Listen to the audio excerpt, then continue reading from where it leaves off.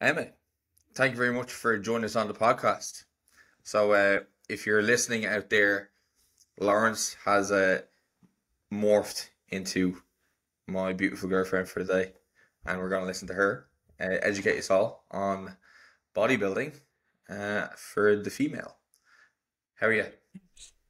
I'm good. I'm good. It's been so long since we've spoken. It's been a solid 5 minutes that we've been in Yeah, opposite rooms in the same house. yeah, we're recording this from the same house, but we're in different rooms because Yeah. we actually don't really like each other. No, I couldn't. I couldn't stand to sit beside you for a whole hour. Ugh. Anyway, look, we were not going to sicken the audience with these fucking lame, fucking small talk. Anyway, so yeah, we wanted to get Emma onto the podcast to discuss bodybuilding. We've discussed bodybuilding in a few different episodes, but all with guys, right? So it's important for us to show that we want some diversity on the podcast too, with the female athlete, and who better to have on than Emma, right? Because Emma, she did amazing in the bodybuilding season that she did in 2022. She won a number of shows, dominated the shows in Europe and in Ireland. As well as she not only did it because she has great genetics, great structure, but she also works really fucking hard, and she is very very intelligent in different class as well as along that kind of way she's become a very very good coach, has coached a lot of females to amazing condition as well. So it's going to be a really good and insightful podcast. So Emma, what kind of like sparked your interest first and foremost in like bodybuilding training, like actually competing? Like obviously you got into the gym from needing some kind of outlet outside of horse riding, but why bodybuilding? Why not just lift weights and smash gym? That is a good question. So I'm not going to bore everybody with my whole backstory because that's on multiple other podcasts that you can just listen to. But I come from a background of being like overweight. So I got into the gym because I just wanted to be skinny. And that was obviously in like, I mean, how long ago is that? Like 2014, 2015. So it's just sort of when the Gymshark, muscle building, booty girls were sort of coming out. And I was obviously like, ooh, well, I'm never going to be skinny. Like, if you look at my body, I mean, I'm stocky and I'm strong and I've always had big legs and I've always been that sort of build. So I was never going to be the girl that has like a thigh gap and is super small. So this was sort of starting to take off, and it was something that made sense for my body. I liked having that outlet of like being strong within the gym, and it was the first time I ever felt like I'm actually good at this. Like I'm actually good at something, and maybe I am somewhat built for this particular, not even sport. Because I mean, back then, if you had asked me would I ever compete in bodybuilding, I would have laughed in your face and said absolutely not, because I could never get that lean. Like it would just be so impossible for me. But I just liked the idea of being strong and growing and building. Obviously I did just want to like look better. I still want to be lean. I didn't want to just be like chunky all the time. But yeah, it was just something that like suited my body. And I think that's what I love about bodybuilding is, parts of my body that growing up I hated. Like I used to cry looking at my legs because they were so big. I hated them. And now I cry because they're too small. Well, not they're too small, but now I want them to be bigger. And like, that's a part of me that I almost get to celebrate because of bodybuilding. So I think that's something that like I really like about it is it complements my physique and my body. Obviously I'm genetically it's like I'm fine. Like I've got good structure, like I've got a small waist, I've got, big legs, big shoulders. So, I'm obviously lucky in that I do fit into it. But I can kind of almost enhance all those features as well. So yeah, I think like it was just kind of starting to get trendy, and it just made sense for me. Like I'm never going to be a runner, even now that running is trendy again. You won't catch me running. I will still be in the gym lifting weights.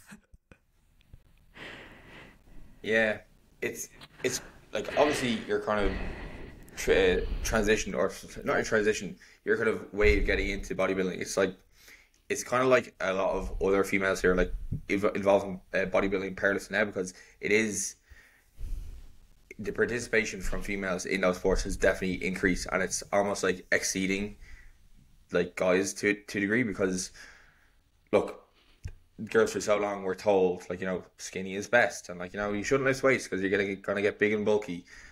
Whereas like even with guys, right, there's gonna be guys who are like gonna be better suited to lifting weights, and guys who are better suited to running. But if you just tell all the guys just to run, even those big bulky guys, like, you know, they're not gonna get on well, and they're probably not gonna keep that up.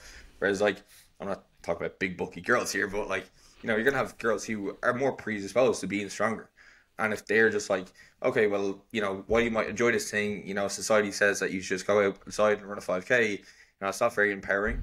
And obviously the visibility in female sports now as well is increasing. Like, you know, probably the influencers who have almost the biggest reach are going to be like, you know, females who are putting themselves out there, right? And like, you know, you could put yourself in that space as well in terms of like promoting like, you know, bodybuilding within Ireland. So with that then, like, what was the decision then to actually say, you know, I'm going to step it up from just my gym training and actually say I'm going to hop on stage? And like, how did you even decide, like in class, like why not bikini, why figure? Yeah, so I think it was like maybe 2019 the first time I dieted in any way successfully. And a few people kind of asked me, I think even people who worked with you had said to you, is Emma going to compete? And I was thinking, like, obviously not, like, look at me. But, you know, a few people who had asked me. So then it was kind of in the back of my mind. Obviously, I was going into third year in university into 2020. So in my head, I was thinking like, well, if I ever do it, it's not going to be anytime soon because I'm still in college. Like, that takes up way too much of my time. You know, I was doing biochemistry. Like, I didn't really have the time to do bodybuilding as well. Well, I could have, but I didn't want to. And so then, yeah, when COVID happened, I think that was like really the big thing. Like when we were in lockdown, it became really obvious to me very quickly how much of a priority training was to me, because I went and spent all my money on weights because I was like, I can't live without training. So I was like, okay, this is obviously something that I actually do enjoy. I had been following a few people who were bodybuilding at that point because I was interested in it. I was intrigued by it, even though I never thought I would do it. I thought it was really cool that people did do it. And, you know, I think looking at them, I was trying to see, can I see myself there? Like, is there people I resonate with? And, you know, there was a few people that I followed who I definitely did resonate with. And then obviously I'd followed some of AJ's clients, AJ Morris, who he obviously had on the podcast recently. And I just said, you know, I want a coach. I need a coach because I was feeling super lost in lockdown. And I was like, well, I'll just reach out to AJ because, I don't know, I follow him and he seems cool. And I really was like, well, if I want to be coached by him, I'm going to have to say that I want to compete because he coaches competitors. But like, even at that time, I hadn't really decided. Like, I was just thinking like, I just need someone to tell me what to do right now. But when he like kind of went over my application, he was like straight away, like, you've got the potential to be like, you know, fighting for a British title. And I was like, what? What do you mean? But I don't know. It was just something like that, like having someone believe in me, especially somebody who I obviously respect massively. I admire him so much and he knows what he's talking about. Like, he wouldn't say that if he didn't mean it. So I think that just that bit of belief in me, I was like, oh, okay, maybe I could be good at this. But, you know, for anybody who doesn't know me, I don't do things like fast. If I'm going to do it, I want to be the best at it. So it was just like, from that moment, I was like, right, well, if I have the potential to be good at this, I don't want to waste that. Like, I don't want to like take the piss. So I said, yeah, I'm going to compete in 2022. And we just started and we got stuck straight into training. In terms of like class, why figure? I mean, just because that's how I'm built. I mean, before I started training, I was too big for bikini, especially my legs. You know, when you look at the different classes in the federations, and I know it can get really confusing for females because there is so many different ones. And it's like, okay, are you bikini? Are you figure? Are you wellness? And honestly, it's really genetics. Like, genetics are going to dictate all of that. So if you're someone who's naturally a slimmer, taller person, you're probably going to do well in bikini. If you're like me, maybe, I mean, I'm not short, I'm 5'6", but I'm stocky. That's the word I always use. But like, I've got big legs, I've got a small waist, I've got decently big back. It's not crazy, hence why I'm moving into wellness. But yeah, it was just always the class. Like I don't think there was ever any question in my mind that it wouldn't be figure. And going into figure in the natural federations straight away is very achievable, because it's a smaller, softer look. I mean, if I wanted to go straight into IFBB figure, that's different. I mean, you're talking about taking a hell of a lot of anabolic steroids to do that, but to go into natural figure for your first season as a first timer, it's really feasible. So yeah, I mean, it was always the class for me. At that time, wellness was not a class in natural federations. It wasn't even really a class in the IFBB. I think it was maybe in its first year or something like that. So that was not even anywhere on my radar. That only kind of came to be in the last year or two. So yeah, it was just the one that made sense for me. And again, I was a first timer, but I've been training for 8 years. So bikini's very entry level, I would say. You know, you can do that if you have not a whole lot of muscle mass. You still need muscle mass. You can't just prep for bikini with nothing, but you can get away with being a bit smaller. But I was already, like, I would have been too dense for a bikini class. I think one important thing to kind of just bring you back to is, how long was it between you reaching out to AJ and you deciding that you're going to get on stage? Oh, well, I mean, I reached out to him knowing it was going to be 2 years before I'd compete. So we started in May of 2020, and I first stepped on stage in September of 2022. So we had a long time together, which, you know, a lot of people maybe wouldn't be willing to do that. But, well, one, I had 2 years of university ahead of me. I had my final year. So that was always going to be my number one priority. But I also knew I needed time. Like, it's bodybuilding. It's not something that you do overnight. Like, you need to be willing to give time to it, which I hope any female listening to this will take away from this podcast. Like, the amount of time that goes into some of the transformations that you see, like, it's not 6 weeks, it's not even 6 months, it's not even a year, like, it's years. And by the time I compete again, it's going to have been 3 years, well, 2.5 years and 2 full years of like being in an off season. So you have to be patient if you want to do this sport. Yeah, like we talk about it all the time. Like, if getting on stage is something that you really want to do when you want to compete in bodybuilding, like, be okay with having that time, because like, you're gonna get up there, like, at some point. It doesn't have to be right now. Like, you do need to have the muscle mass to display to get actually lean, and somebody be like, oh, that person has a lot of muscle mass. Like, the muscle mass needs to be there. Like, you can diet down and see that you actually don't, you just have like skin and bone. Like, you see it all the time. And like, that is obviously, if you go through like a 30-week prep and you're like, oh, maybe I just need to go for another 5 weeks to actually see my abs. It's like, no, you actually just don't. You just have fascia there. You don't have any muscle, you know? Yeah, like, it's classic. Yeah. Oh, I was gonna say, no, it's classic. Like, obviously you see it with girls all the time. Like, when even just when they diet, never mind a prep, and they're like, oh, I've lost my glutes, or, you know, you see bikini girls and they're like killing themselves to get like a glute hamstring tie in, and it's like, babes, there's no glute or hamstring there. Like, you can diet as much as you want, but nothing's gonna happen. I mean, even I thought I was pretty big. By the time I competed for the last show, I looked like a child. I was teeny tiny. Like, there was nothing. I see some of my check-in pictures and I just think, what the hell?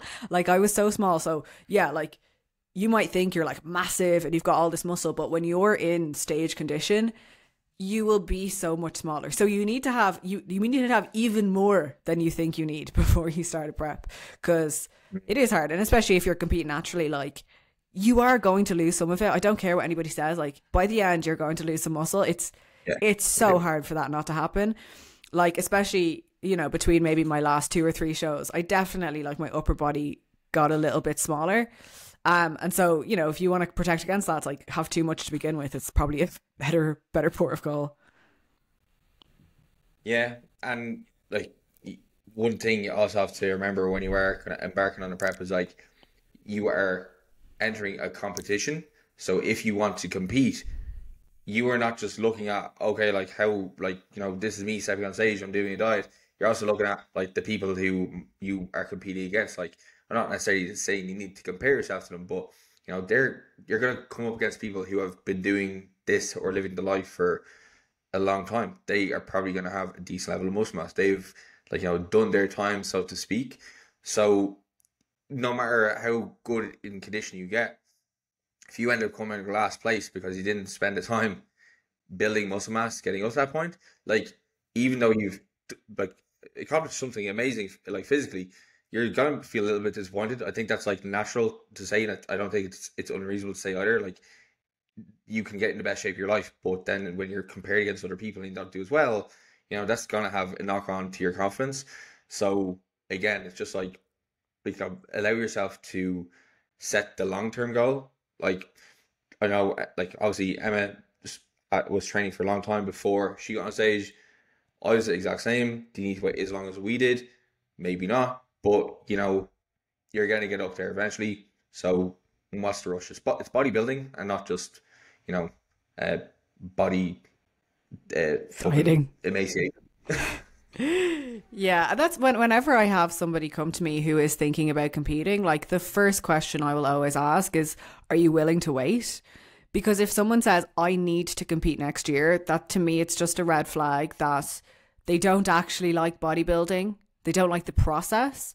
I get it. Okay, maybe it needs to be next year because the next year you're getting married or something. In those situations, I can understand that. But if you're just, you just want to dive straight in, I get both sides of it, because yes, it's great to do your first season and get that experience under your belt. But in my opinion, if you rush into it, that first season is going to be atrocious. Like, you're probably going to have to diet on no food, too much cardio. You're not going to look very good. You're going to come last. Like, after all that, you think you're going to want to go again? I don't think so. Like, there's a reason that so many people get chewed up and spat out by this sport. And it's because they do it when they shouldn't be. They've no business stepping on a bodybuilding stage. And I spend a lot of time convincing people not to compete, which people might think that's weird. I'm a coach. I coach bodybuilders, but it's because I've seen the negative impacts, and I don't want that to happen to somebody without them understanding why they were even doing it in the first place. Because you see it all the time. It's the classic, I did a show and bodybuilding ruined my life and bodybuilding's so bad for you and nobody should do it. It's like bullshit.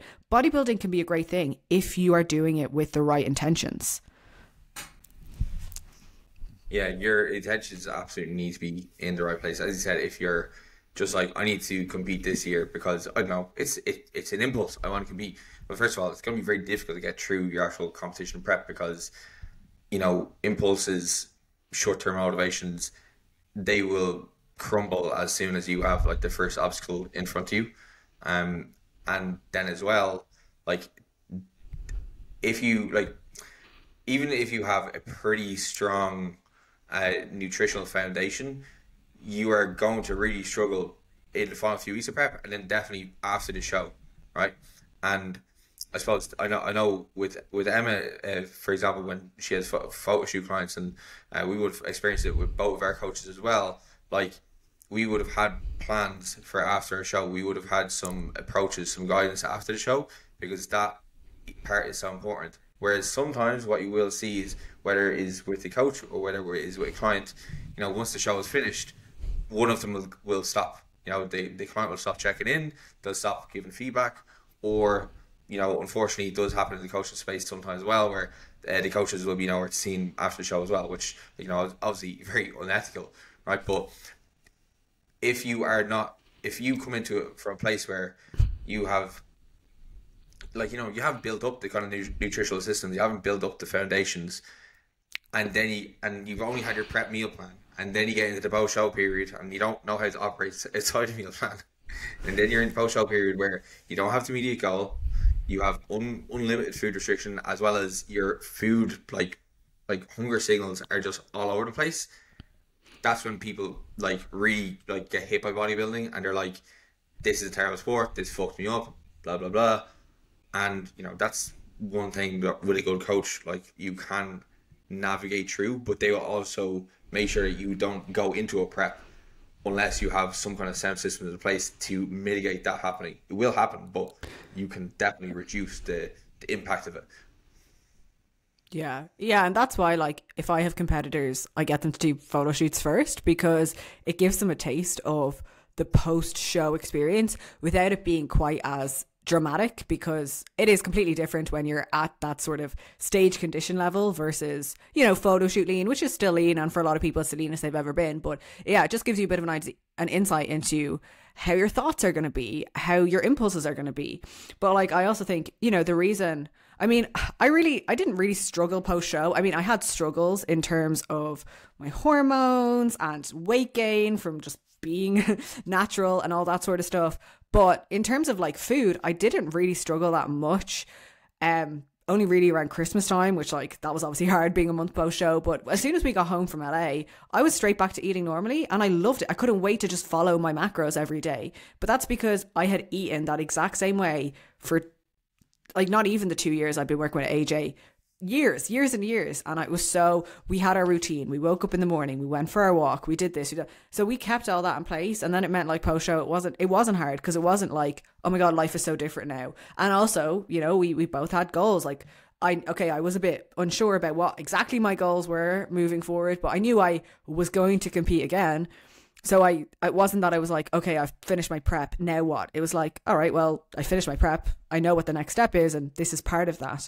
And again, if you are somebody who you're doing bodybuilding for the right reasons and you really love the sport and you want to have a long career in the sport, I think that as well will make that post show easier. And again, that's why I think the people who maybe just rush into it and they're like, you know, I've heard people say, I just want to do it once. I just want to tick it off. It's like a bucket list thing. I'm like, there is so many better bucket list things you can do than potentially give yourself really bad eating disorder behaviors, maybe mess up your hormones. Like, bro, like, why don't you just jump out of a plane? Like, be safer. That's how it's kind of like skydiving. Yeah, like, come on.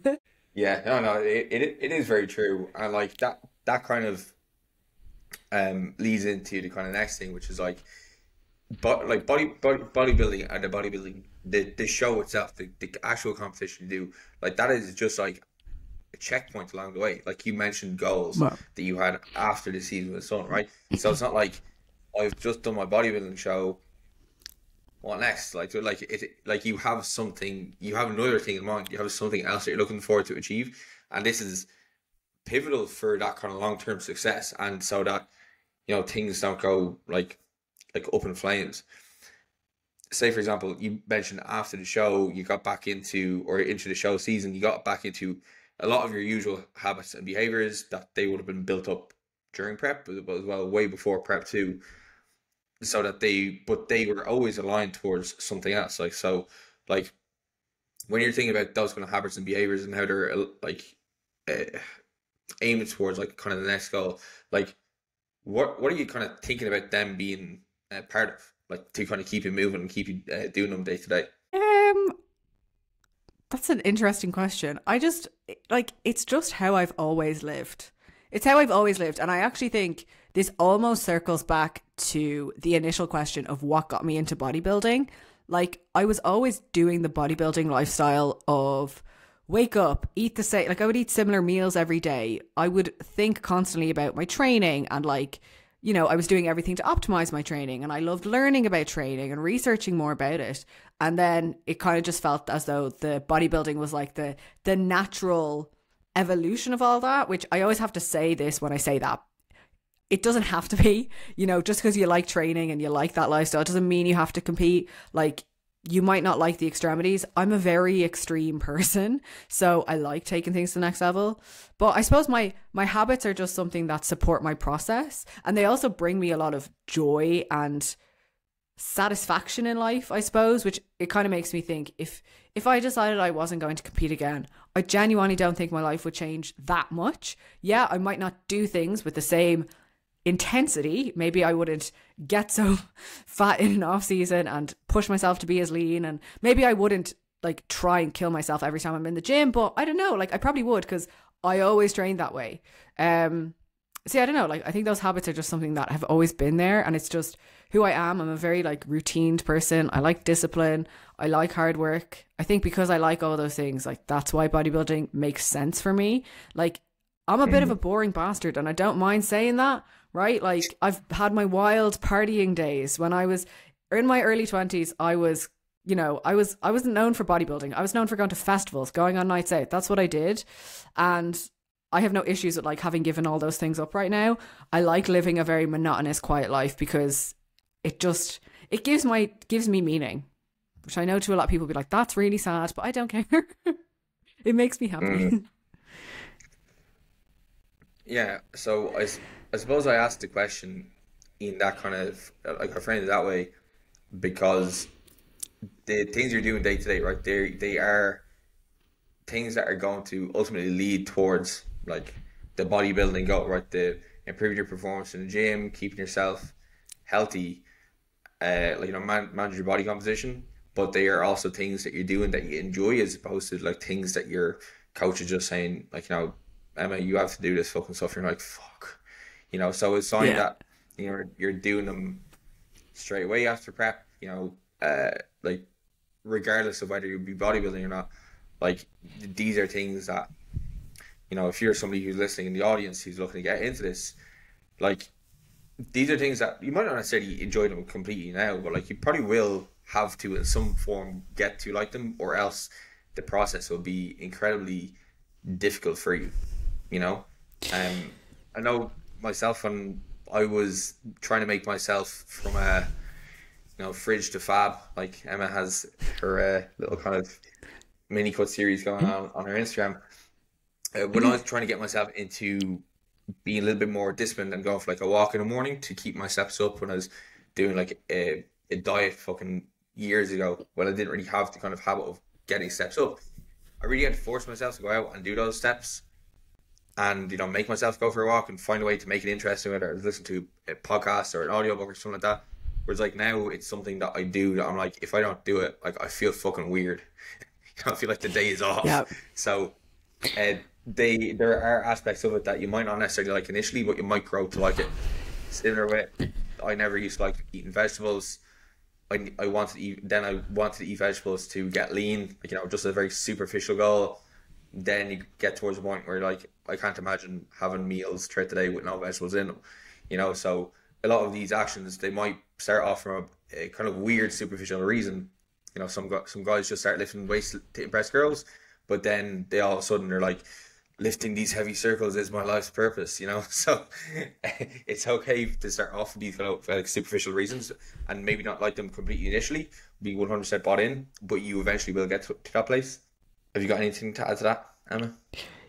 Yeah, I mean, look, I love all this stuff now, but I certainly didn't always. I mean, when I was younger, I would ask to get a lift from my house to the bus stop, which is like a 10-minute walk. Like, that's how lazy I was. Like, fully so lazy. Even going for steps, I used to not enjoy it. Like, I did it because I had to, because I knew I needed that to create a calorie deficit. But over time, you start to enjoy it more because you see the results. Like, it's like you stick to your diet for a few weeks, you get a bit leaner, and it's like, okay, this is actually pretty cool because I'm changing my body, I'm changing my physique. Then maybe you start to get a bit more meaning from it. I'm someone who I love just that sense of like accomplishing something. Like, I love getting into bed at the end of the day and I can, fill in my tracker for my coach and it's like, yep, I hit my steps. I stuck to my plan. I was fine. I did my cardio. I did my training. Like, I love that because those are like little tangible things that you can stack up every single day. Because at the end of the day, like we said, bodybuilding's long term. So you have to be patient within that long term process, but then have your day to day actions that bring you closer to that.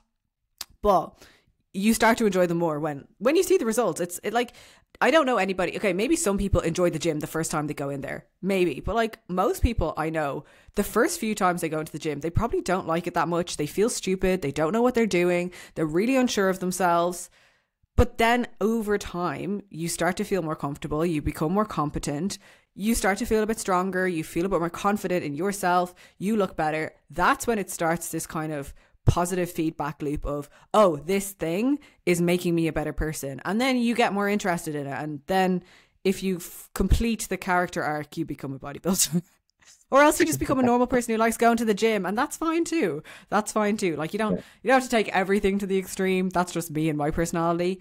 But yeah, like, I think maybe when I was talking there, it sounds like I just like came out of the womb with a Fitbit on my wrist, hitting my steps, going to the gym. I certainly didn't. I grew up like I said at the start, I was a bit overweight, a bit lazy. I didn't really like doing all this stuff, but over time you start to see that it makes me, like, makes me a better person as well. And even all those habits, they make me a better coach. Like, I am more productive. I am more focused. I get more work done because my day is very structured and routine. So it has more meaning than I do these things because they make me look good. Because that's very fickle. Like, that won't last. But they make me feel good and they make me act good. And those things are actually much more important to me, especially in the short term.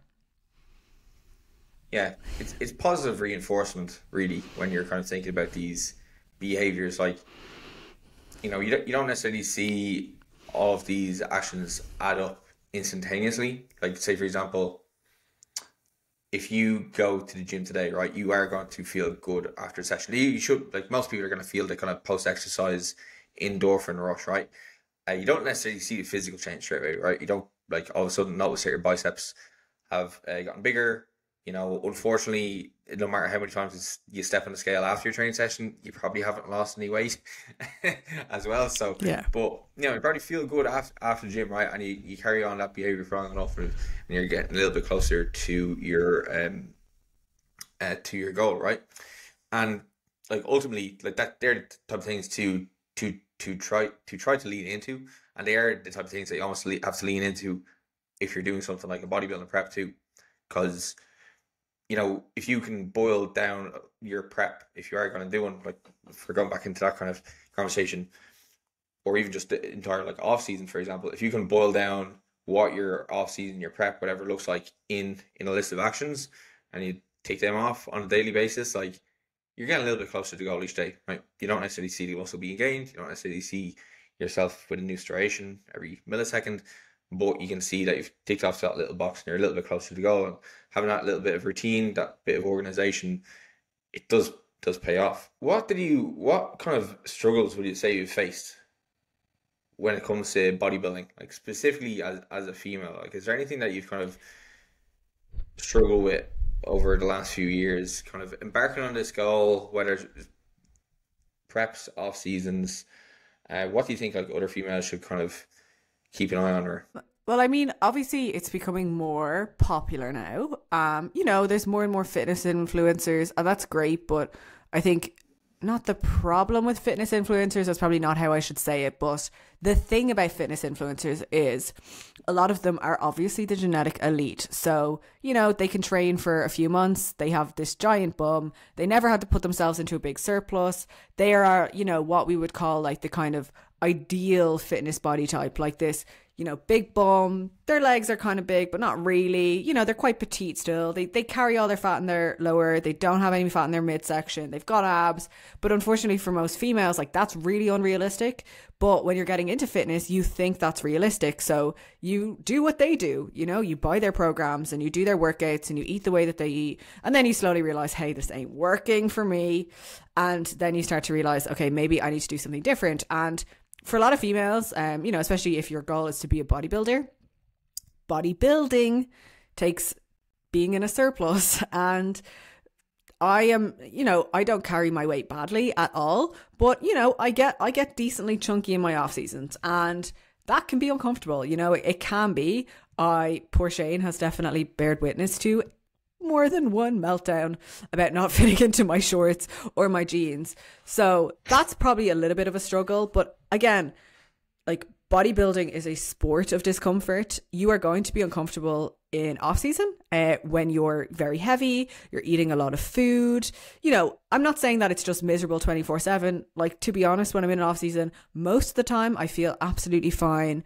And I know how to look after my mindset around kind of how my body is changing and gaining weight. It's usually just like the last like month or two where I find it really, really challenging. But equally in a prep, by the end, like, one, you're so tired, so fatigued, but if anything, I look worse. Like I said, I look like a small child. I had no shape. I had nothing. At least when I'm you know, a little bit fluffy. I don't really like that word. Curvy. I feel like a woman. Like, I feel like I look like a woman at least. But yeah, like, when I was in prep, it was bad. It was straight up and down, skin and bone. Like, you don't feel sexy. You don't feel like nice looking. People keep asking you if you're sick when you're in a prep, like, all the time. Are you okay? Yeah, I'm fine. I'm just a few weeks out from my show. So I'd say that's hard, is like, there's actually not that much time within the process where you maybe look like that sort of fitness ideal, if that makes sense. So a lot of people question that. Like, if you're a female in an off season, you know, unless you're someone who's maybe been taking PEDs for a long, long time and you have a lot of muscle mass and you do look a lot leaner, you just kind of look big. I'm not saying that you look like you've never trained, but you do just look quite large. And, you know, sometimes you can feel uncomfortable because of that, I think. I'd say one of my biggest challenges is the fact that I can wear the same clothes for like 2 months and then I have to transition into my other wardrobe. That's definitely a challenge. But yeah, I think like because I was doing figure and it was natural figure, I was never super big. So it was never really an issue that I felt like I was too much as a female bodybuilder, you know? But I know that there's lots of female bodybuilders who maybe are bigger than me, who do take PEDs. I mean, I do now, but maybe take a lot more, who are a lot bigger. And I have heard from their experiences that like it is tough and you do have people looking at you and staring at you and maybe laughing and pointing you out, which is definitely something I would find challenging. It's part of the reason I decided not to go into like figure, because I don't want that for myself. Like, I don't want to be so big that I can't go outside without long sleeves on for fear that somebody will point me out, because it happens. It does happen, because to people who are into fitness, like bodybuilding seems so normal. But I still remember the first time I saw pictures from the Figure Olympia and I was like, what the fuck? What is that? You know, because it was years ago and I was, because you become so immune to it. Like, you're just used to it. It's like, oh, like if, you know, like Miss Olympia bodybuilding walked by me, I would just kind of look at her and be like, all right. But a few years ago, I would have been like, oh my God, what the hell? So you do just get used to it and you start to appreciate it. You know, now if I see the Figure Olympia, I'm like, oh my God, they are incredible. But I'm conscious that normal people will look at that and be like, that is so extreme. So I think like that is hard, and it is still societally a bit strange. And also you just get comments, you know, oh my, like I get this a lot, is if I'm in an off season, I'm eating a lot. It's like, you're eating again? It's like, yes, I'm eating again.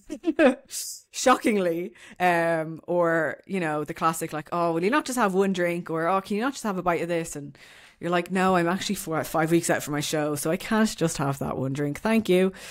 So I think those sorts of things can be hard. But like as a female firsthand, I haven't maybe come up against like the sort of challenges of societal pressure, I don't think. And maybe that's just the environment that I'm in. Maybe it's because I don't seek out. I mean, I'm lucky, I'm self-employed. So maybe if I was in an office and I was around other people all the time, it would be a bit more challenging. So I can only really speak from my own experience there. Yeah, that is an interesting comment on, you know, seeing bodybuilders out in the wild. And yeah, as like us are very accustomed to seeing some pretty like freaky physiques in the gym we currently train in.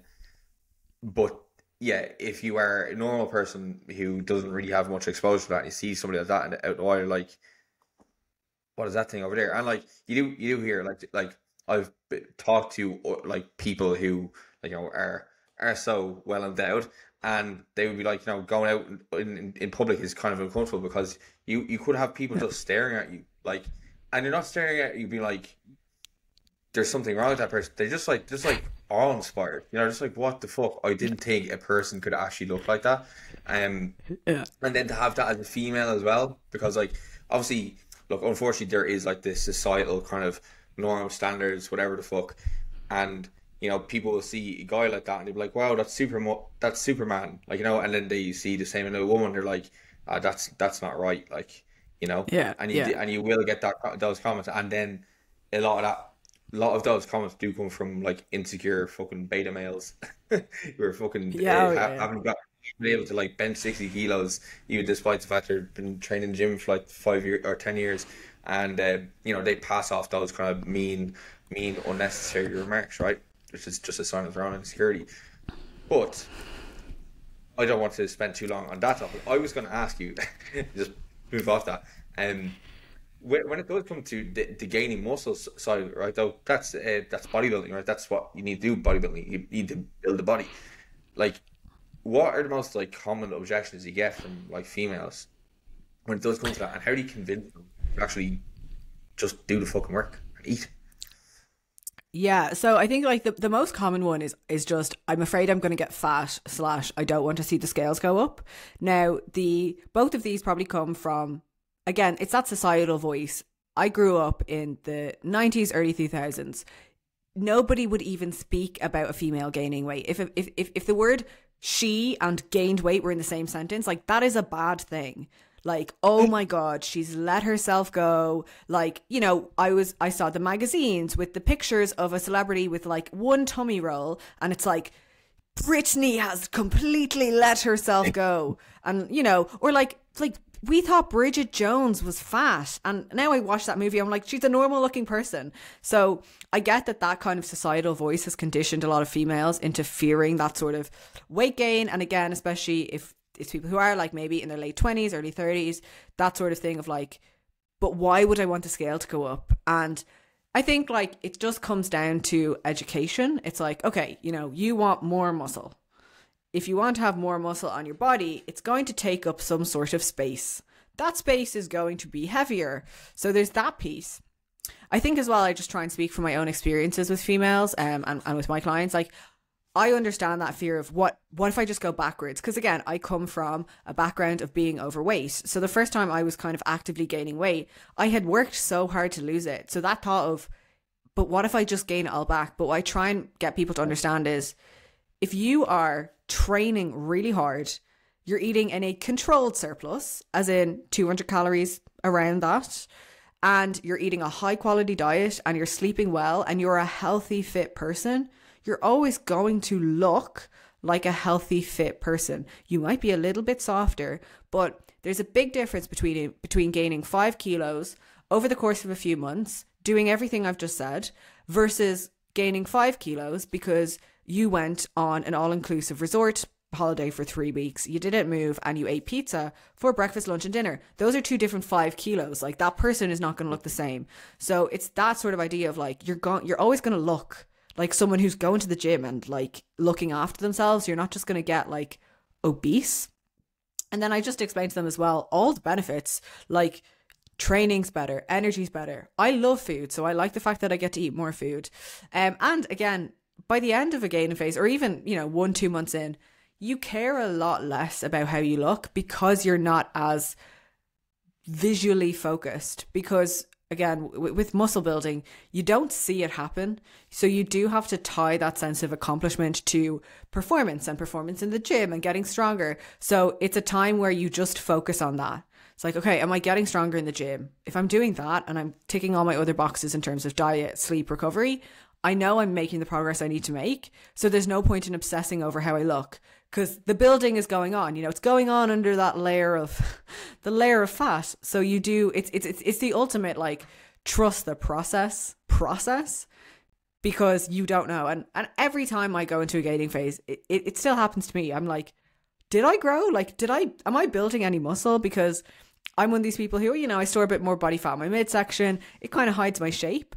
And I will doubt it. I'll be like, I don't know if I actually gained any muscle. You know, even a few weeks ago before I started my current diet, I was like, oh God, this could be real embarrassing if I just look the exact same when I diet again. But, you know, a few weeks into dieting then, you know, I kind of lose that weight and you can see the differences and you can see how it changes and you can see that you've built a muscle. But in order to get to that point where you get to see that you've built a muscle, you have to build it and you have to spend the time building it as well.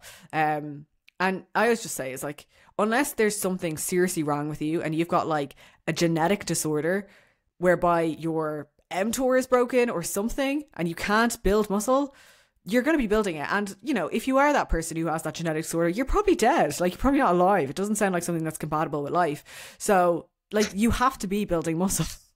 You know, like, it has to be happening. Yeah, like, look, obviously everybody's different. Like, you've got people who are hard gainers. Some people have, you know, lower levels of testosterone naturally, or they're just smaller. They have to work harder to build muscle, but you will be building it. Yeah, so I just try and kind of frame all those positives. And just remind, like dieting's boring. Like, it's great because you look lean, but you don't want to be dieting all the time. So yeah, I just try and use my own experience, I think, which I say to people, it's like, I've felt every single emotion and fear and worry that you can about this phase. So I'll be able to support you. And And yeah, I just try and get people excited about it too, because the girls who get excited about it are the ones who get better results, because they're like, they throw themselves into it completely. Whereas it's the females who are really worried and they're scared and they constantly undereat their calories, or they're not pushing themselves. They don't tend to get as much out of it because they're not excited, you know? Yeah, you really do have to like kind of buy into the process of like bulking, gaining, massing, whatever you want to call it. Like I think as you mentioned there, the 5 kilos you gain from the structured phase over many months is completely different to 5 kilos in a short term, like on Christmas or something like that. Like, yeah, you probably gain a lot of fat in that very short period of time, but the longer period of time, you probably gain some fat, but you probably gain a lot of muscle too.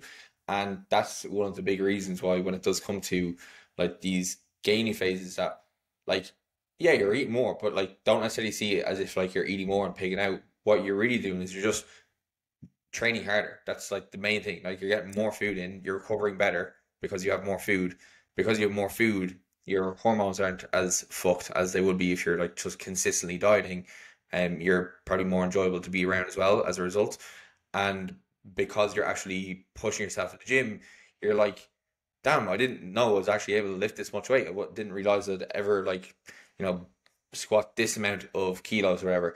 And showing yourself that you're capable in that way is a really good way to then start to enjoy the training process more, which is something you want to keep up long term, right? You probably want to be training like tier 70s, 80s, whatever, past your kind of bodybuilding expiry date, because it's just good for us overall. But doing that in a diet say all the time is not the way to get enjoyment out of training. Like I can tell you, like when we were prepping, we were like excited to get out of the gym just so we could eat when we got home. Like, wasn't an enjoyable process, and you won't see yourself getting like reasonably stronger if that's all you're ever doing is just kind of cutting your calories and panicking. And this is one thing, as I was talking to a client about yesterday. She's a female and she is currently bulking too, and she was mentioning that she was having some kind of body image kind of like wobbles during the week, right? Nothing like catastrophic, but just noticing some things, right? So some days she'd be in the gym and be like, oh, I feel great, feel jacked, like have a great pump. Then other days she'd be like, oh, like I feel a bit flabby, XYZ. And the important thing to note with these, and this goes for guys and girls, you are going to have those feelings. You're going to feel like a little bit fluffy, a little bit pudgy, whatever the fuck you want to say. It's just a thought. Like, you don't necessarily need to act on the thought. Like, it's just something that came into your mind. Your observing mind saw it, but you don't need to act on it straight away, right? Because if that's all you ever act on, you're not going to get very far, because you're always just acting on impulse, right? The exact same way you can see yourself in the mirror, like after you've done a shoulder session, be like, geez, my delts are capped, my arse looks real pumped after these hip thrusts. That's, again, just another fleeting thought, right? So, but you're not going to, like, I don't know, what would be a negative way to act on that one? Getting a booty pump, Emma? I don't know. Immediately stop training. Immediately stop training legs. So yeah, it's important just kind of understand that these feelings are going to come, and to really commit to the process. I think people, when it does come to, like, say for example coaching, people will always reach out for like the diets, but gaining phases are harder, right? Like they are harder to both coach people through, but they're also harder to do on your own, because it's very easy to take your eye off the ball when you're doing it by yourself.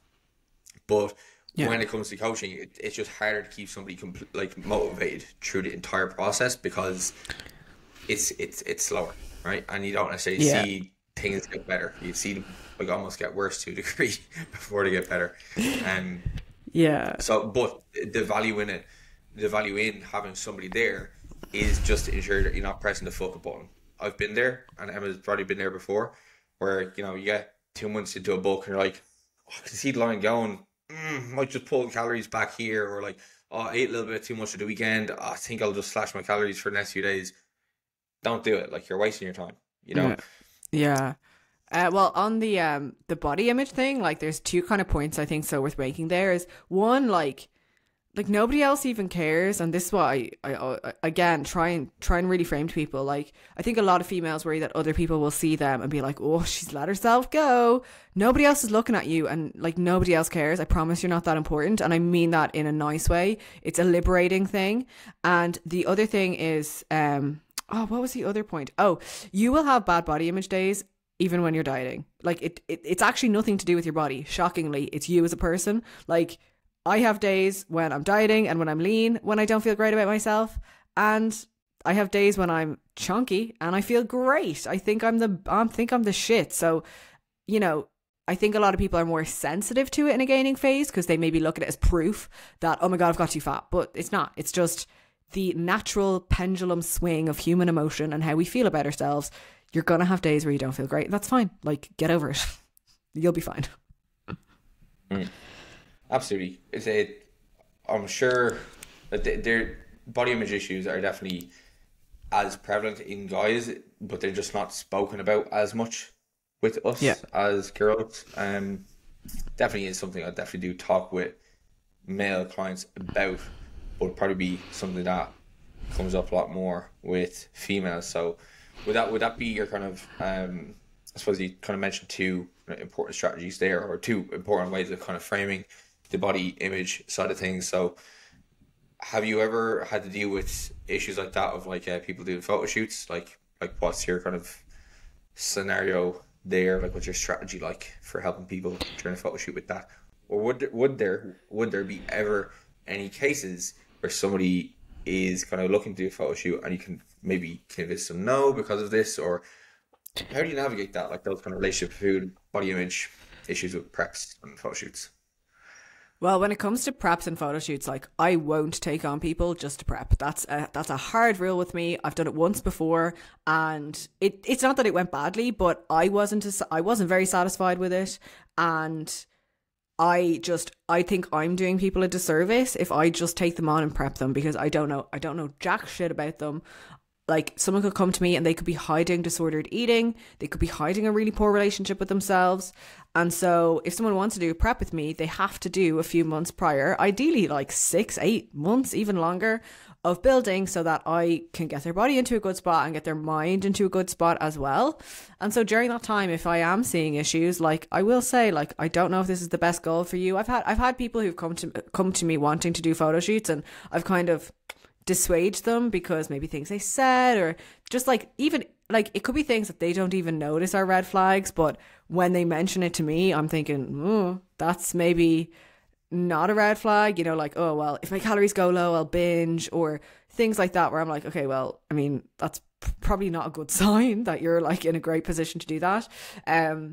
So yeah, I think, like, usually I just like to spend time beforehand. And to be fair, the majority of people, when they do spend that time building their calories up and doing all the things we've spoken about, they get to that point where they are very body neutral and they are in a place where their relationship with food is good because they've had balance in their off season. You know, I'm very big on enjoying your food, and I get clients to do like off-plan meals and untracked meals so that they don't feel completely controlled by my fitness pal or by a meal plan, so that by the time the prep rolls around, like, they're kind of ready to get into it and their head is in a good spot.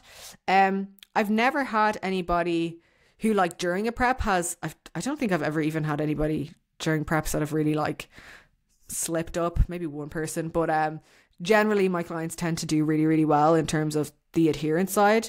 Again, like, yeah, most of them, like, they do have their struggles post prep because that's what happens. It's somewhat normal, but I think, like, they manage it well because they do such a good job during the prep. But yeah, I think, like, just trying to, like, and even in a prep, there's the constant worry of, like, what if I'm not lean enough? What if I'm not going to look good? And I think that's where, as a coach, you just have to be confident in what you're doing and just kind of say to them, look, it's normal that you're worrying, but let me do the worrying and I'm not worried, you know? Yeah. Have them focus on the doing, because, like, yeah, I suppose ultimately when it does come to that, you're gonna let them know what the kind of timeline should be, how much they should be losing per week. It's as you mentioned there, you do have to have your due diligence when it does come to, like, signing somebody on in regards to relationship with food, even abilities, because, like, you know, as we said at the very start, you need to have some kind of foundation with your nutrition. Like, if you're struggling to like, track your nutrition for like a full week, in normal settings, it's gonna be very difficult to get to just be like, yeah, prep starting, I'm just gonna start tracking everything diligently now. It's Yeah. like you have to get into that beforehand. Similar with, going into a prep. It's not like, you know what, I think I really need to prep for a bodybuilding show to fix my body image and to fix my relationship with food. It's like, oh, Yeah. that is that No. is that is not the solution to this. You know, No. setting your car on fire is not the way to get away with without paying your car tax. You need to pay your car tax, not set your car on fire. Um, so so okay, so with that, I suppose you have post prep. Obviously, you have dealt with some struggles, not related to body image, but I know hormonally you did have some issues, and that hasn't been something that's driven the kind of results to, or that hasn't driven the motivation to go assisted really, or go into the kind of more assisted federations. I know it has played a small part in it, but do you want to just kind of talk through, I suppose, your experience with the likes of like your kind of the female specific side of things, post prep, as well as like what you're kind of doing right now in regards to your goals? Yeah. So post show, like I said, relationship with food was honestly fine. Obviously, I had a few moments where I ate a chocolate Santa and cried because I thought I was fat. And, Christmas Day, I definitely ate way too many Lindors. But on the whole, things were fine. And after the initial weight gain post show in LA, I think I went up like 7-8 pounds over like 4 or 5 days, which honestly for like a week post show, like that was actually pretty solid. And I kind of maintained around there within like 2 or 3 pounds up until Christmas. I don't even think I really gained much over Christmas, but then in around January when we moved to Canada, that was kind of, I feel like, the point at which shit hit the fan. So it was sort of like my body just kind of went, fuck you. And I started to gain weight really rapidly. It was like any kind of meal out we went for, I went up like 2-3 pounds. She stuck. And that was definitely really challenging, because I had felt like I did a good job post show, but I didn't look like I had. And this was around the time I was starting to learn more and more about maybe the assisted side of things. I was starting to learn more and more about things like hormone replacement therapy and how that can assist in a post-show phase. So for context, like I had basically not had a cycle since like August of 2021. So very brief backstory. I was on the pill for a long, long time. I came off the pill, just about got a cycle back. Then I started bodybuilding. And it was all downhill from there. So I think I had one period before I started my prep, and then it kind of went again. And I know people are going to listen to that and be like, you idiot, why would you do that? But I was stubborn. I was doing that prep in 2022 and nothing was stopping me. And I knew the risks and I took them. But so then post show, obviously that was a focus for me, like get my cycle back. So I was waiting and I was waiting and I was waiting, and my food was up nice and high, and I had gained like a lot of weight. I mean, I was up like 25-ish, 25, 30 pounds, and still nothing. And all this while, I'm still kind of learning a little bit more about the assisted side. And even when I was in prep in 2022, like I was thinking about moving to wellness, but I was just very unsure about what that would look like and the PED side. So of course, when you start becoming interested in something, you start seeking out the information. So I was listening to all the podcasts. I was listening to people like John Jewett and Joe Jeffries and, other people like that who are very, very in the know about that sort of thing. So I decided to get my bloods done because I was wondering like what was happening with my hormones. Like why wasn't my cycle coming back? Was it doomed? So I got my bloods done, and there wasn't a lot of hormones there. So I decided I wanted to just do a consultation with somebody to learn a little bit more about maybe how things like being assisted would look for somebody like me. and what the route might be. So I actually ended up having a consultation with Luke Miller, who is No Switch Fitness, who is really, really educated in the space of female enhancements. And yeah, he was really, really nice. And I just we just chatted. Well, like chatted. It was like an hour. It was an hour of education where he kind of looked at my bloods. And I just remember he opened up my bloods. He looked at my testosterone and his eyes just widened and he was like, oh my God, you must feel awful. And that was because I had undetected testosterone. And I was like, look, post show, I was struggling a lot. Like I felt really fatigued. You know, once the initial novelty of more food had worn off and then the novelty of moving to Canada and our new gym had worn off, I hated training. Like I would go into the gym and I just felt like I couldn't do anything. I had no drive. Like the amount of sessions, like I would just end up crying. And I was like, what is wrong with me? Like, I don't understand what's going on. Why have I just completely lost my love of training? And then as well, like, why had my body responded the way it had? Like, why was I just gaining all this weight so quickly? And even the way I was gaining it just didn't look very good. So, you know, he was kind of saying how, you know, for someone like me who, with the undetectable testosterone, something like having testosterone replacement therapy in place would be really beneficial. And, you know, he kind of explained a bit more about like different things you can do, even in terms of like maybe having full HRT in. And then he was talking to me about like other PEDs and what he sees from competitors, maybe within wellness and stuff like that. You know, he was really, really open and honest with me about like what I would need to do if I wanted to compete in wellness, which everything he kind of said was, from all the research I had done, was what I had assumed anyway. It was kind of what I thought I would need. So I think like once I had that consultation with him, you know, I'd been thinking about this for a long time. Like I was thinking about it from even before we finished prep, but then the whole way up until like February, March, April, like I was thinking about it, and it was a massive decision for me because like it is scary, like to go from being like natural and, you know, I had all like my goals within the natural federations, then decide I wanted to do this. Like, you know, it is scary, and especially again as a female, like it's risky, yeah, and I know that, but I also knew like if I was going to do it, I would do it in a good way, like, or in a safer way. There's no safe way to take PEDs. I don't even think there's a safe way to bodybuild. I think as a female, for me especially, like with my hormonal environment, I think if I was to continue bodybuilding as a natural athlete, I would genuinely put myself into early menopause by about 35. Like no questions about it, because you know, I would be in this situation where I'm post-show, I haven't had a cycle for a year, I get one back, I compete again, I lose my cycle. Like, I just think that would have happened. And one of the benefits of testosterone replacement therapy is testosterone aromatizes to estrogen, and estrogen is obviously important for your menstrual cycle. So that's kind of why we have that in place as well. Yes, obviously testosterone is great for building muscle. There's no kind of denying that, but it also has that added benefit of potentially improving your ability to regain and maintain your menstrual cycle. So it was kind of like part of the reasoning for that was actually, for me, I felt that bodybuilding with that assistance in would actually be healthier than bodybuilding naturally.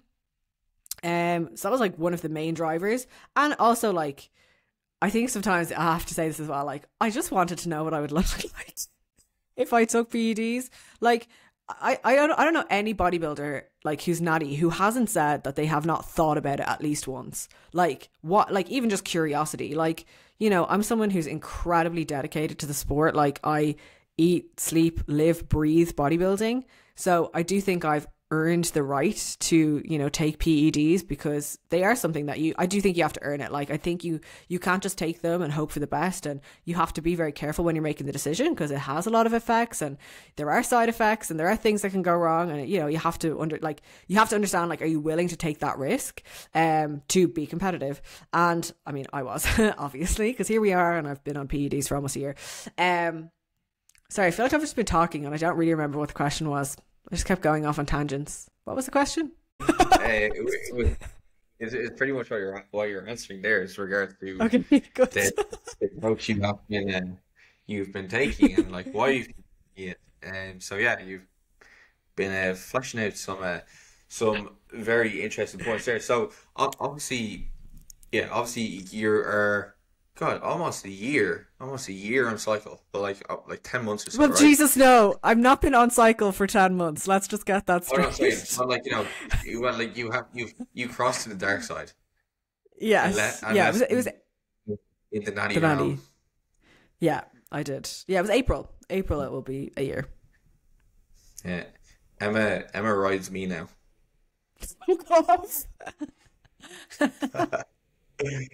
Um, Shut up. all right, back to No one your needs that programming. image. No one needs that image. Yeah, all right. Moving on.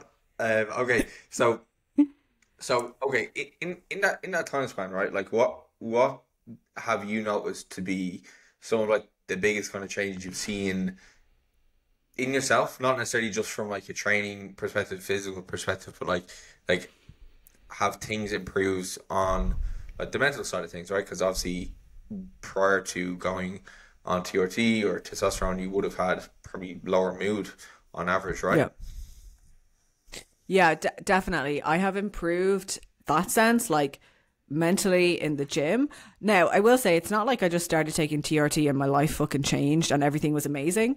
First of all, because I started at such a low dose that when we got my bloods checked for the first time after starting initially, I was out of the undetectable range, but I was still below normal range. So it took me until I want to say it was like December before we actually got my testosterone to just at the very upper edge of where you would want it to sit. So just like as a bit of a background, I suppose, obviously if you're a female and you're taking testosterone, which some people might be like, what the fuck? Like, why are you taking testosterone as a female? It's incredibly important for females, and we do need to have it in place for us to be functioning optimally. But if you're taking it for like reasons that I would be taking it, which is obviously to, yes, improve my menstrual cycle and stuff like that, but also to make me a better athlete, we are trying to get me to a level of like somebody who maybe has PCOS. So still extremely safe for a female, but above normal. So that would be probably the level that, if you were to see like any good athlete who has like decent muscle mass, good genetics, they probably sit around the range I'm sitting at. So I'm just taking it to sit there. So, it's a physiological level. It's not like a male who's taking, a gram of testosterone to be super physiological. It's very, very different. And we don't want to get there. If it ended up that my levels were there, we would reduce it. That would be the whole point. But I definitely did feel a lot better. Like even immediately, like my mood was better. My energy was better. I generally feel a lot better. My training has improved. My recovery is pretty good. I did also start going to therapy around that time. So part of me is sort of like, I think that's played a lot of a role in like my mindset and my mental well-being as well. But I think both of them. I do still have my days though, and I still struggle at times, and I was struggling a lot over the winter because I was still waiting to get my cycle back. I was still waiting to get my period back, and that was something that was causing me quite a lot of stress, which was probably not helping me getting it back. But then randomly, like 2 weeks ago, it decided to come back, which now that I've been thinking about it more, I think it's just because I've had longer off anabolics, and anabolics can downregulate your natural hormonal production and impact your cycle. So I think that's probably why I've gotten it back now, which is obviously a really good benefit. But yeah, generally I would say my mood has been more stable. My desire to train has been better. I wouldn't necessarily say I'm like super strong. Obviously in that time I've also done like 2, cycles of other anabolic androgenic steroids, within like, moderately low doses. But even when I was on those, I wasn't necessarily like blown away by how strong I was, which if anything, it was almost like disappointing. I also kind of had in my head that I would do like one cycle and look like an Olympian, and that obviously didn't happen. I mean, I looked different, but I didn't necessarily look like crazy different. So I do think maybe there was that sort of thing of expectation versus reality, that like you think you're going to be super jacked and super strong, but you're just you, but just like a bit better and bigger and stronger. So yeah, like it's like obviously it's been good, but I wouldn't say it's necessarily like made a massive difference. It hasn't changed my day to day in any way. Nothing like that. Like I don't think I look like much different like physically. I mean, like I dyed my hair brown in that time, so it's hard to know. The one thing that I definitely has changed, like I was kind of talking to Shane about the other day, like because I was looking back on some of my reels from early last year, I will say my voice has gotten like a little bit deeper, but it's not like, I don't sound like somebody who's taking like grams of tren. If anything, it's just, I actually kind of prefer how it sounds now. So that's just like a little, like, that's one thing. And again, if you are thinking about going down this side, like, or going down this route, you have to be willing to understand that those are side effects, and they are likely going to happen to you. There might be some girls who are like, I took 20 milligrams of Anavar a day and nothing happened to me, and they might just be lucky.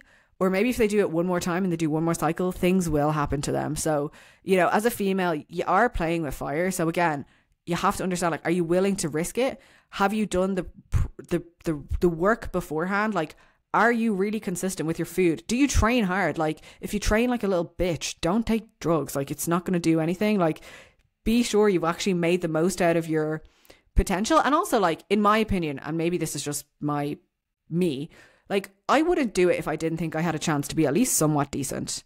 Like, if I had shit genetics, I wouldn't bother. And maybe some people would think that's really savage, but like, if you're never going to be like that good, is it worth it? Like, is it? I don't think so. Like, I genuinely, like, that was a big thing for me. Like, I asked a lot of people, you know, do you think I'm not saying I'm going to be Miss Olympia. I'm not even saying I'm going to be pro, but like, do you think I have the potential to actually be good at this?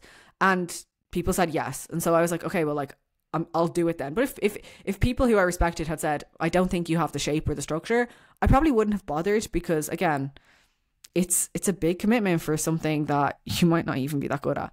And I know at the end of the day, it's all for plastic trophy anyway, and bodybuilding doesn't mean anything, but you know, I'm competitive, so I want to know that I'm actually going to be somewhat decent. But yeah, again, I think I've gotten lost from the question, but yeah, you have to go at it for the right reasons. So like, you went from a few different kind of angles. Like, obviously there's a health component, knowing that even if you were to compete naturally as a female, like, you know, given your history of like how long it takes you to get your cycle back, you know, if you're even prepping every 2 years, like, you know, your kind of menstrual cycle is going to be all over the fucking place. Like, it can be detrimental to guys' health, of course, like in regards to how it impacts their hormones and all that too. But to a female, it can be, it can be pretty fucking grim. In regards to how it can affect you. Like Emma's a really good example there, because like, if she doesn't mind me disclosing, she literally only got like her first like period there like in since 2021 or something like that, like 2 weeks, 2-3 weeks ago, like, which is like, that's not right.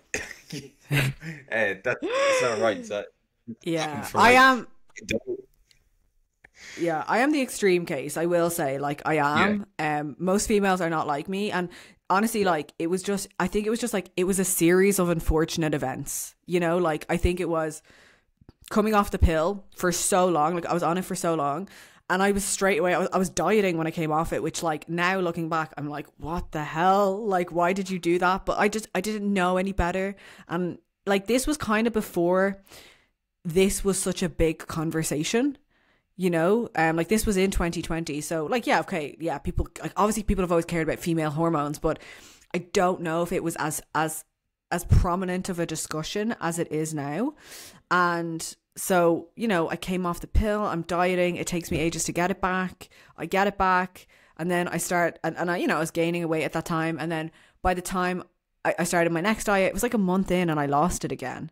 You know, and it was just all these things kind of stacked up one against the other, that led to that. Like, I don't want people to be scared listening to this, like, oh my god, if I bodybuild, that's going to happen to me. Like, because genuinely most people are not like me, but I would be what they call genetically unresilient. So, you know, the genetically resilient are the people who can compete year after year, they never lose their cycle. They're probably the girls that you see doing the Olympia every single year because they can afford to, because they're not in that position. Now, obviously, now that HRT has become more popular, you probably will see a lot of people circumventing that. Obviously, I am just on TRT, I just take testosterone, but you know, in the States, with all of these HRT clinics being so readily available, like, a lot of female competitors are on, you know, they're taking estrogen, they're taking progesterone to mitigate these things. You know, I was almost going to go down that route. Like, I literally had a consultation with a doctor. He was, you know, going to prescribe me these things. I was I had spent upwards of $1,000 on all these blood tests, and then a week later I got my period. Like, fucking Murphy's Law. But you know, like I thought I was gonna have to do that as well. So, but yeah, it's definitely not like, it's not the case for everybody. But one of the benefits of things like testosterone replacement therapy is like it can improve that. And again, with TRT, it is a controversial topic at the moment, because there's a lot of people who are like, no female should have to be on TRT, especially not if you're younger and stuff. And I get that, right? Like most females don't need to be on it, because they will probably restore their normal levels pretty quickly after something like a prep. But, you know, I was, 7 months post show and I was still at undetectable. I'm not going to wait around to hope that it comes back. And I was doing all the right things. I was eating the right foods. I was doing everything, and it still wasn't coming back. So for some people in some scenarios, it does make sense. Like I'm probably going to be on it for life and I don't care. I would so much rather be on that for life and feel good than not be on it and hope that it comes back. You know, because yeah, there are some people who are like super against it, and I get like there are maybe some coaches who are a bit too like pro TRT. It's like, oh, a girl comes to you. Like I've heard of coaches, I'm not going to name names, but I've heard of coaches who are very well known prescribing TRT to females without seeing their blood work. That is a fucking shambles. First of all, if you're doing that, fuck off. If someone does that to you, run, because if they don't even know what your beginning levels are, like why are they prescribing you that? But like it needs to be used for reason. Like there has to be a genuine reason to use it. And you know, if you're someone who you sit very low naturally and you feel the symptoms of it, I think that's as well. Like some females will naturally sit a bit lower, but they're fine. Like they can still build muscle, they still recover, they don't lose their periods. You don't need maybe to go on it. Yeah, you can if you want to, if you want your levels to be higher and you want to build more muscle, but you don't need to. But you know, if you're someone like me who is like completely like fucked, why not? Like, you know, it's helped me, but I'm not just saying everybody should go on it. It's not like a game changer, but for the right person, it can be.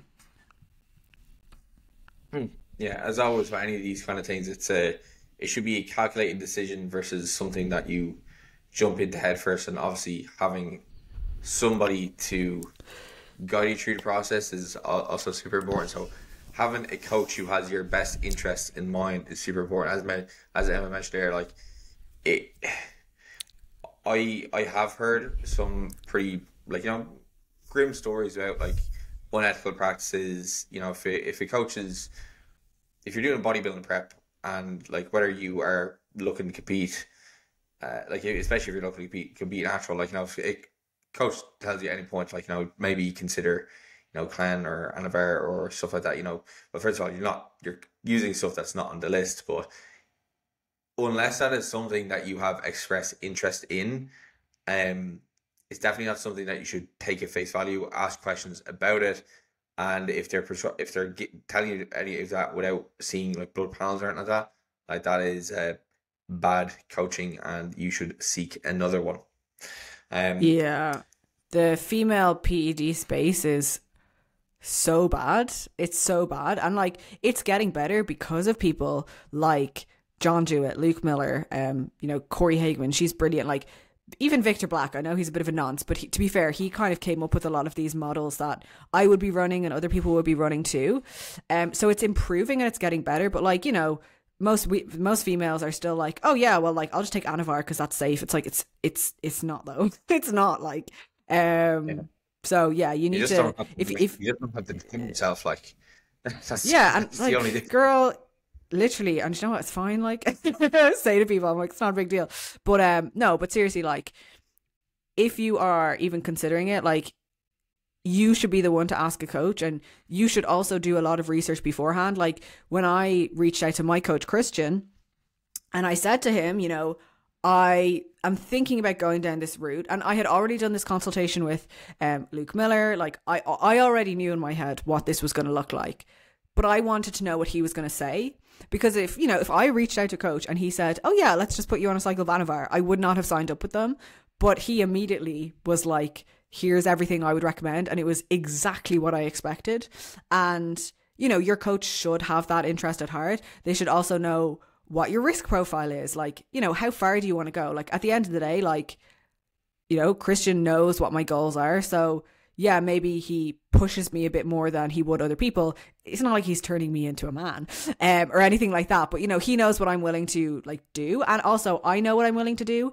And if he asked me to do something that I'm not willing to do, I would say I'm not going to do that.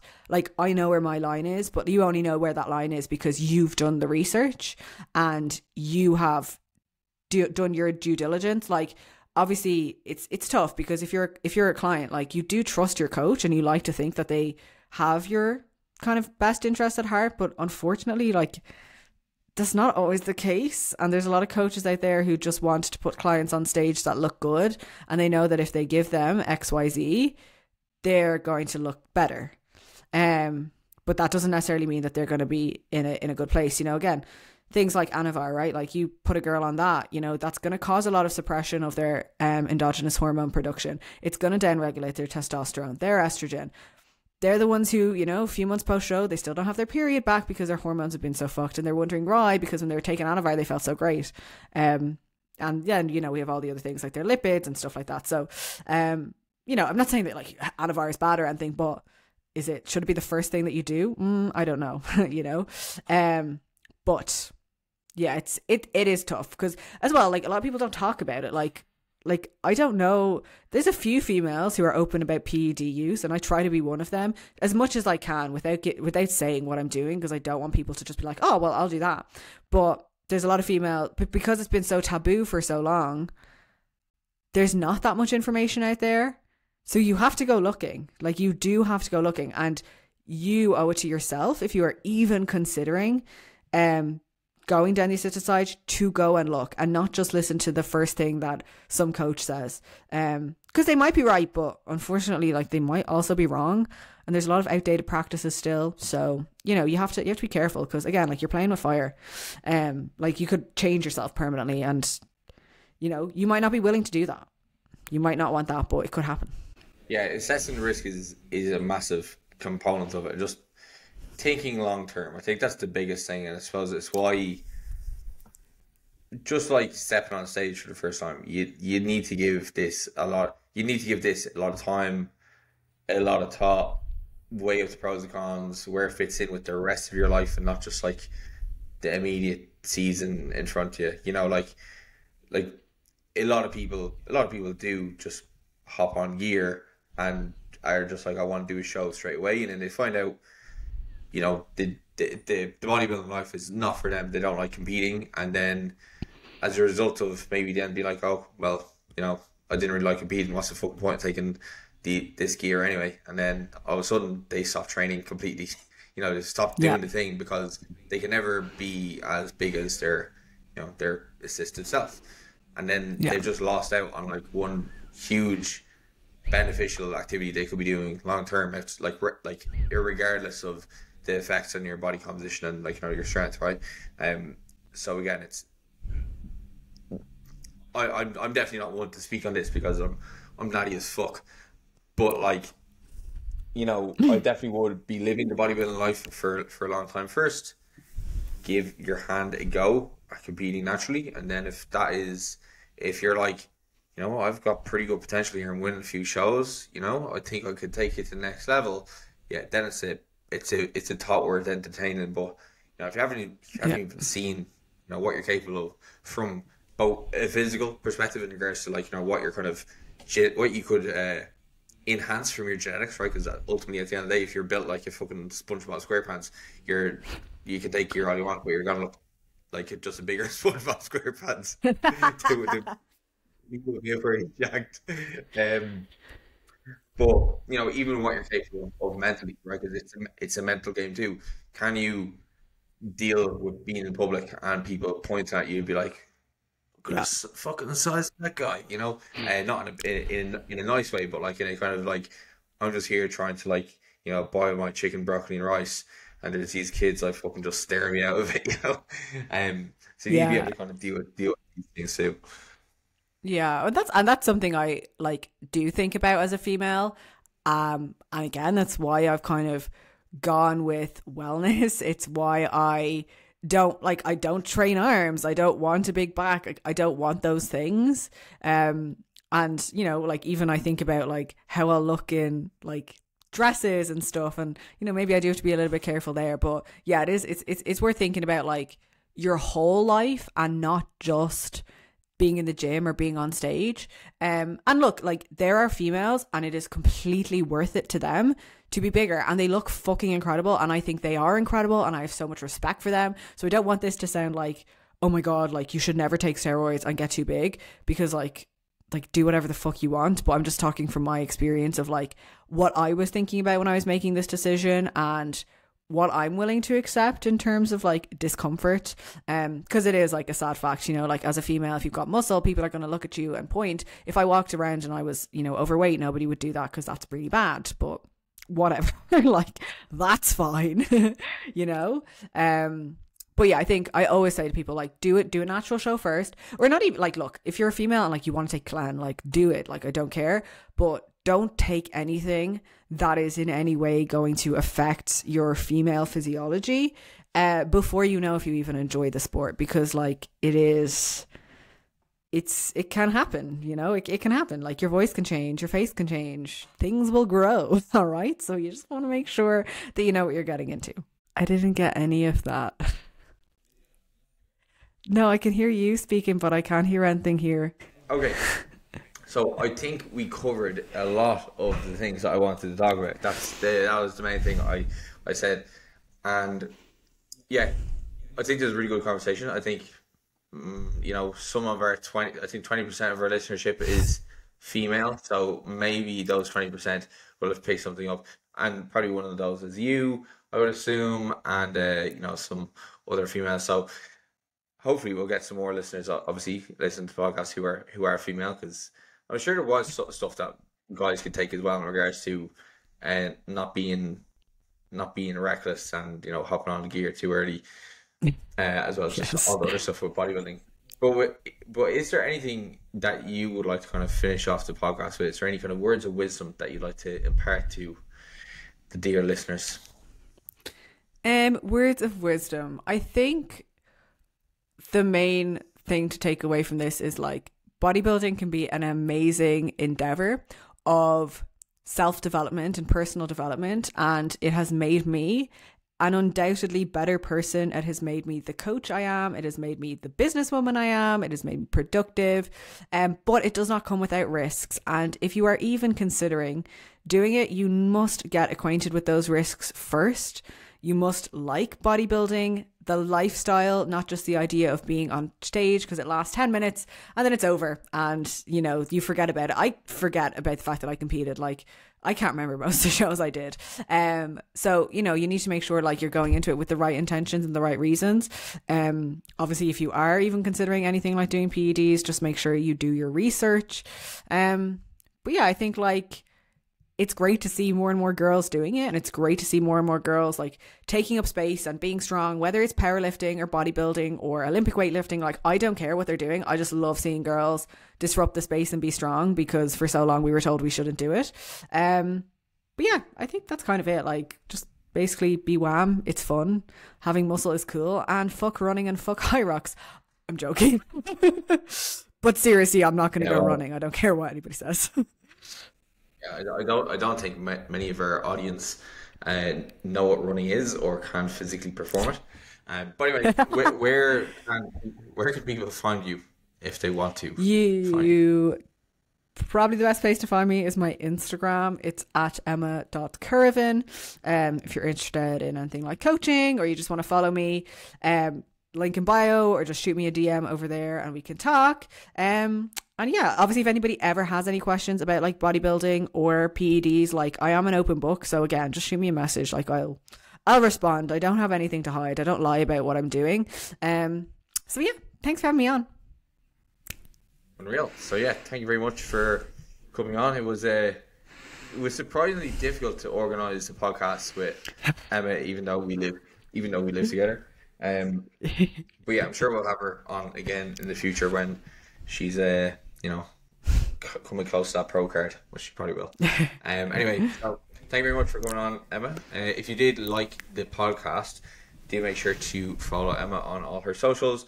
Make sure to give us a rating on Apple Podcasts or Spotify. It does help our podcast grow.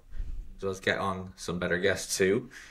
And then also make sure to leave us a cool review. If you do leave us a review, I will read it out in the podcast. We are low on the reviews, so put one in, okay? Other than that, we'll catch you in the next one.